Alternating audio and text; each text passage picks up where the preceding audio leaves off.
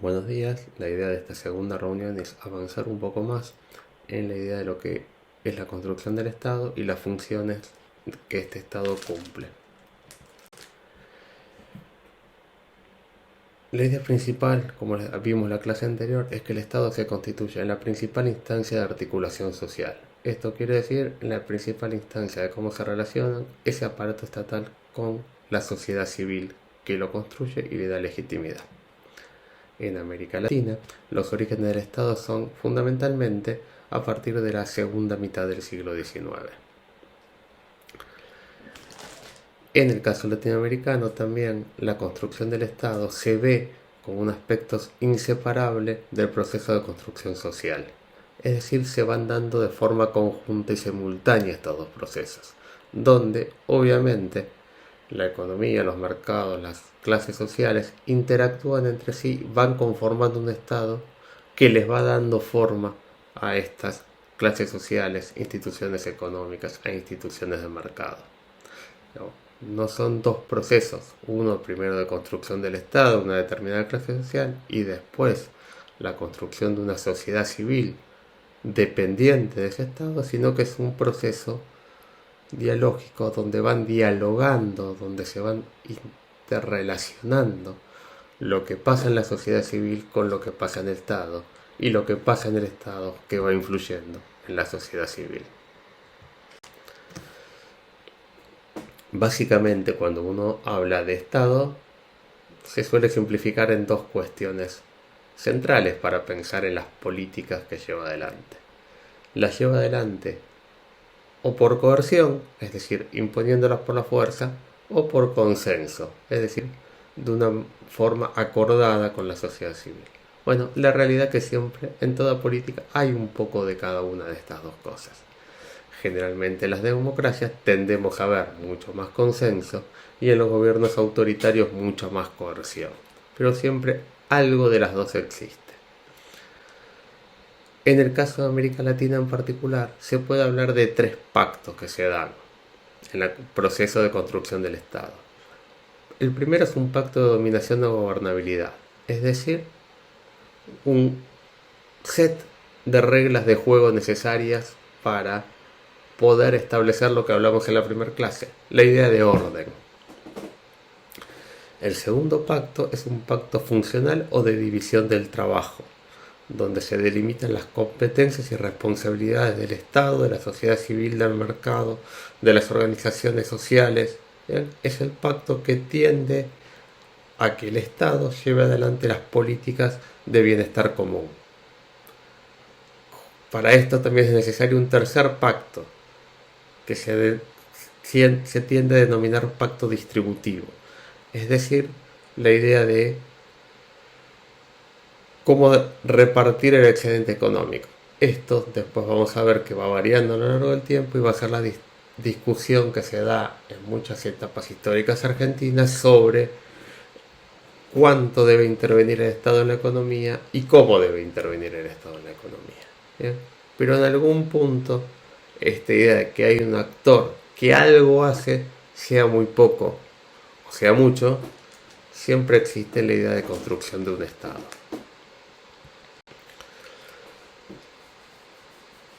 Históricamente, en Argentina tenemos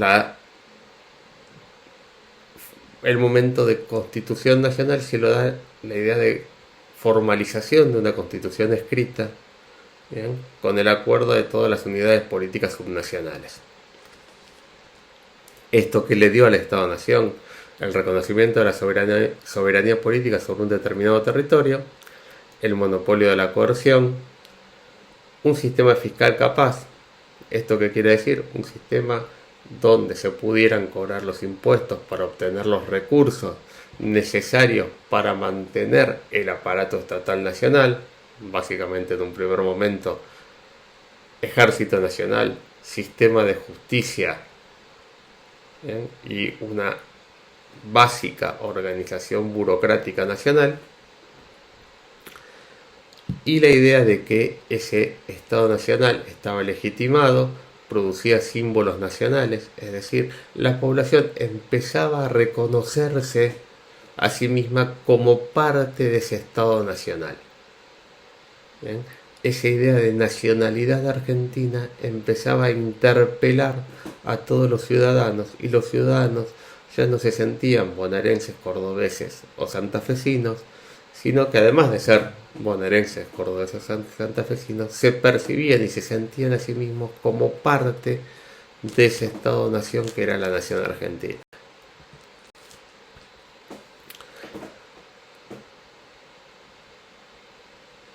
En la idea de Argentina, además, la idea de este orden y progreso se vio muy fuertemente vinculada a una generación que fue la generación del 80. Esta generación del 80 lo que dio fue la idea de una viabilidad real, en tanto posibilidad del Estado, no solo de tener las normativas, la cuestión simbólica, la cuestión legal, la cuestión de lo que las leyes decían y lo que la Constitución establecía, sino que efectivamente dio la idea de desarrollo, la idea de orden que posibilitaba el desarrollo, la idea de incorporación de la Argentina al mundo, la idea de consolidación de grupos sociales que empezaban a ver cómo podían desarrollarse en ese país, la idea de la aceptación de la inmigración y el ir incorporando a esos migrantes a ser parte de esa nacionalidad argentina. Es decir, todo lo que aparecía como necesario, como demandas, como desafíos en ese momento para la efectiva constitución de un Estado nacional, y para que eso no sea una cuestión de un momento que quedara ahí y empezara a tener crisis, sino para que ese Estado nacional se consolidara y se desarrollara.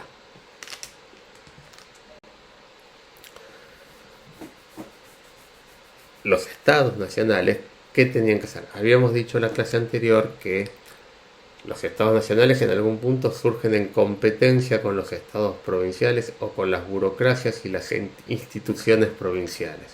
Bueno, el primer desafío era generar aparatos normativos, institucionales y burocráticos de carácter nacional para consolidar ese poder nacional y para efectivamente tener la capacidad de intervenir sobre la realidad a partir de ciertas políticas públicas nacionales. Pensemos fundamentalmente que tiene que haber la idea de una capacidad de gestión de esa gobernabilidad democrática, de ese desarrollo y de esa idea de distribución del excedente social para poder generar un mínimo de cohesión entre las distintas clases sociales y entre las distintas instituciones y ciudadanos que la componen. Y esto es especialmente importante en un sistema capitalista. ¿Por qué? Porque en todo sistema capitalista hay inequidad, hay diferencias en la distribución del ingreso. Entonces, gobernabilidad democrática, desarrollo sostenible y un mínimo de cohesión social son tres cuestiones que idealmente tienen que alinearse, pero que no siempre es tan simple que esto parece, en que muchas veces están en tensión, y esa tensión de crecer y desarrollarse empieza a horadar, empieza a poner en cuestión la legitimidad del Estado.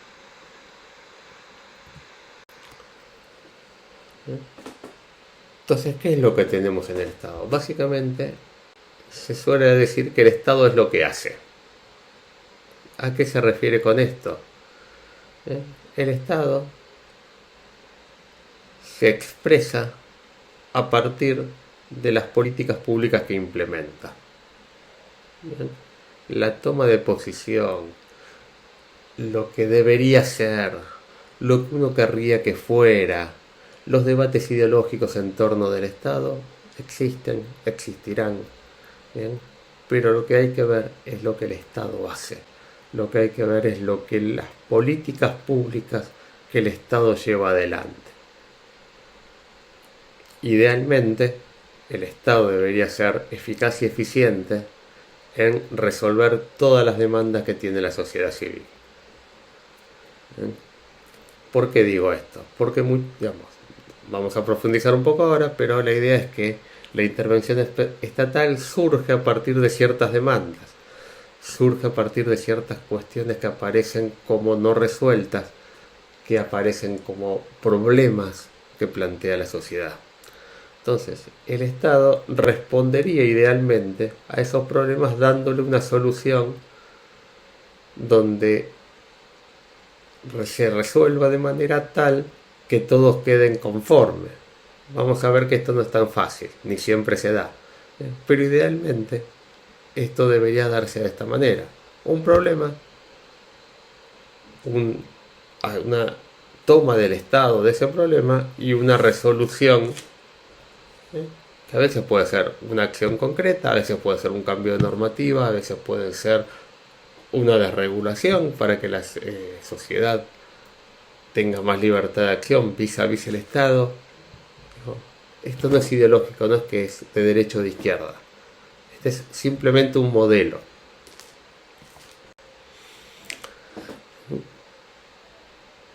Y acá vamos a entrar a analizar un poco más lo que es la política pública en sí.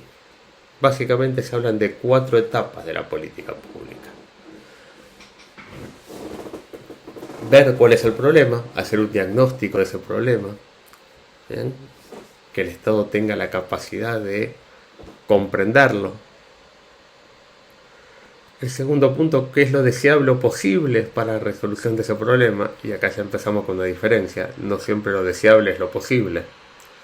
No siempre el Estado va a tener las capacidades necesarias para llegar a la solución deseable, y muchas veces lo que las políticas públicas van a hacer es dar la respuesta posible. El tercer paso es ya formular esa política. Es decir, bueno, yo sé que el problema es este, lo que puedo llegar a resolver de este problema es este, bueno, ¿cómo lo resuelvo? Bajar a presentar las acciones concretas que tendría que hacer para resolverlo. Y el 4 paso fundamental es hacerlo, la implementación. Es decir, eso que vi como un problema, que diseño una política pública para resolver lo necesario, después tengo que ir al terreno y llevarlo a la práctica.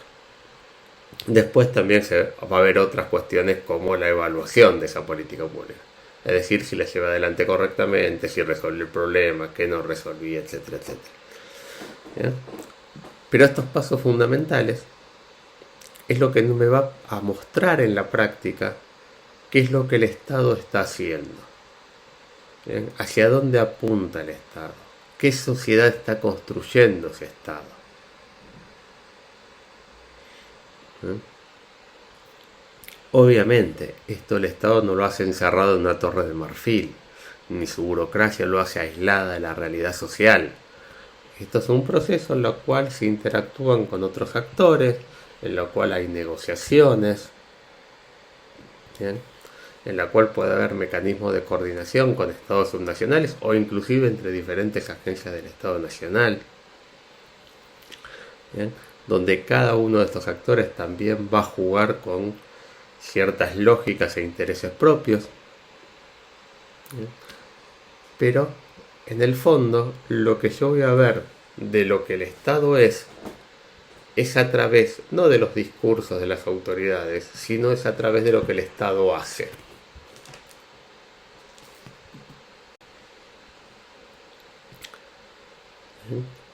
Y acá surge otra pregunta, es esa orientación, ese Estado, ¿va hacia el interés general o hacia el bien común?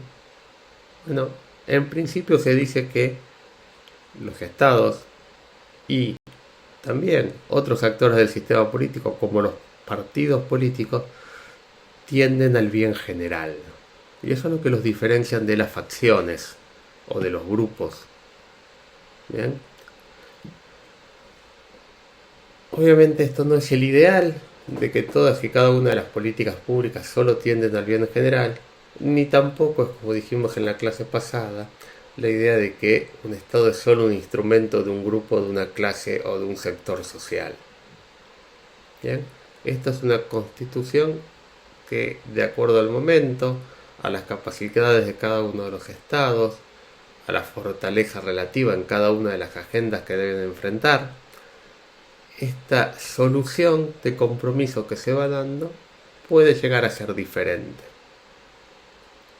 Siempre, casi siempre, en las políticas públicas hay actores con capacidad de presión sobre el Estado para que actúe en uno o en otro sentido. Después está la idea de la interpretación de qué es el bien común. Si uno le pregunta a un partido político de derecha, el bien común va a ser una cosa, y si uno le pregunta a un partido político de izquierda, el bien común va a ser otra. ¿Con qué bien común trabaja el Estado? Bueno, esto va cambiando y se va evolucionando a lo largo de la historia. Por eso, en todos los países encontramos ciertas políticas públicas contradictorias. Por ejemplo, en el modelo de intervención del Estado. En algunos momentos el Estado interviene más, en otros momentos el Estado interviene menos. Y en ambos momentos lo dice que es para favorecer el bien común de la sociedad. ¿Bien? Entonces, las políticas públicas son también una arena de debate ideológica, una arena de debate político. Bien, no existe la idea del hacedor de políticas públicas aislado, con la claridad necesaria de comprender sin ningún tipo de duda y sin ningún tipo de error qué es el bien común y qué es lo más importante para cada sociedad en cada momento histórico. Eso sería buenísimo, pero no existe. Lo que existe es la interacción de una multiplicidad de actores para lograr muchas veces un subóptimo, que es la política pública que se lleva a la práctica.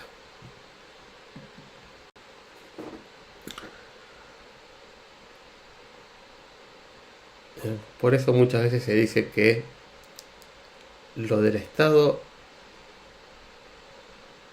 no es el ideal, es lo que puede hacer. Es lo que puede hacer en un contexto político, económico y social determinado. ¿Bien? Es lo que hace para lograr afianzar la gobernabilidad democrática.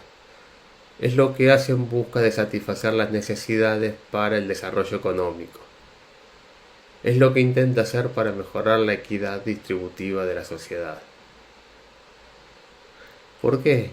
Porque el accionar del Estado se da en una arena de conflicto de intereses, de conflicto de visiones, de conflicto de prioridades. Bien. Esos conflictos son los que administra el Estado.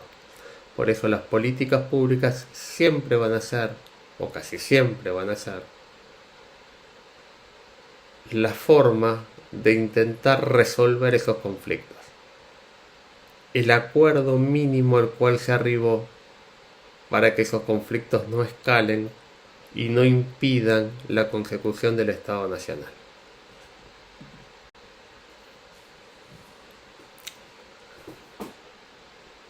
Para poder llevar adelante estas políticas públicas, también el Estado debe generar una nueva organización gubernamental.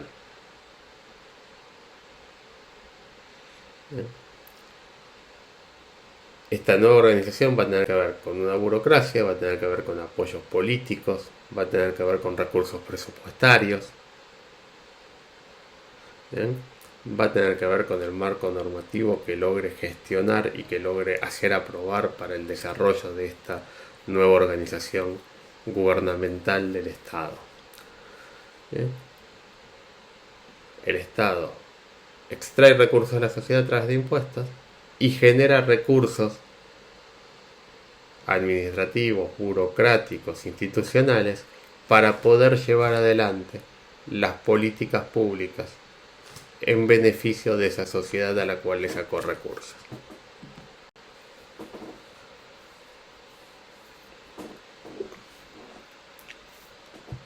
Hay tres cuestiones fundamentales: lo normativo, lo estructural y lo comportamental. Estas tres dimensiones son las que tiene el Estado, o sobre las que actúa el Estado para lograr elaborar e implementar las políticas públicas. Bien, tiene que tener normas, tiene que tener una estructura, instituciones, burocracia, y estas tienen que llevar adelante un determinado comportamiento para poder intervenir efectivamente en la realidad que se quiere modificar. Bien, estas tres cosas se tienen que alinear porque es lo que va a hacer al éxito de la gestión de esa política pública.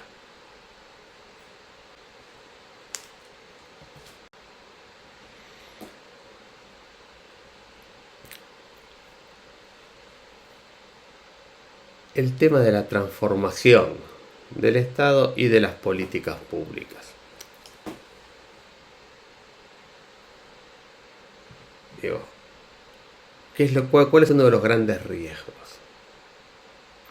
La petrificación, dicen algunos. Es decir, la cristalización de un modelo que se vuelve cada vez más impermeable a las demandas de la sociedad. Bien, y esto requiere de cierta capacidad de innovación y de transformación del aparato estatal continuamente. Bien, hoy no podríamos pensar en actuar con el mismo Estado del siglo XIX, del principio del siglo XX, ni siquiera del fin del siglo XX. Hay cuestiones tecnológicas, hay transformaciones sociales, hay transformaciones en la forma de producción, en el sistema económico internacional, en la tecnología, que hace que necesariamente el aparato estatal se tenga que ayornar, tenga que dar cuenta de estos procesos de transformación. Y muchas veces el Estado es difícil que acepte fácilmente el cambio. El Estado tiende a ser bastante conservador en ese sentido. Es decir, tiende a reproducir lo que conoce. Tiende a que las políticas, una vez establecidas e implementadas, se sigan manteniendo a lo largo del tiempo. Cuando a veces el proceso de evaluación del que hablábamos antes nos va mostrando que esas políticas van perdiendo eficacia, que hay que modificarlas, que hay que ayornarlas. Entonces está esta cuestión de la transformación. Pero cuando uno habla de reforma del Estado, uno no habla solamente de una reforma, uno habla de un montón de reformas, o de un montón de cuestiones que hacen a la efectiva idea de reformar al Estado. Solo por nombrar algunas, ustedes las tienen más extensivo en el texto. El alcance y naturaleza de las reformas. ¿Qué se quiere reformar? ¿Para qué? ¿Hasta dónde se lo quiere reformar al Estado? Implica crear instituciones nuevas, implica sacar instituciones que existían, implica reformar instituciones que dejaron de cumplir la función o que la empiezan a cumplir cada vez más deficitariamente. Implica incorporar tecnología, implica incorporar o sacar personal. ¿Qué se busca? Se busca la construcción de algo nuevo, de algo original. Se busca orientarlo hacia ser más eficaz. Se busca orientarlo hacia cuestiones que antes el Estado no había tenido que regular. ¿Se tiene que hacer todo junto de una sola vez? ¿O tienen que ser cuestiones acumulativas a lo largo del tiempo? ¿Qué tipo de reacciones se espera frente a esas reformas? ¿Qué viabilidad tienen? ¿Son vistas como legítimas por la sociedad? ¿Son vistas como legítimas por parte del aparato estatal? Si no son legítimas, ¿esos actores pueden buscar resistirlas? ¿Tienen las capacidades para resistirlas? Son reformas que tienen una impronta muy coyuntural, que responden a la ideología o a la práctica de un gobierno determinado. Son reformas más acordadas con el resto de los actores políticos, sociales y económicos. Eso hace que las reformas tiendan a durar en el tiempo o tiendan a ser reversibles en el corto plazo.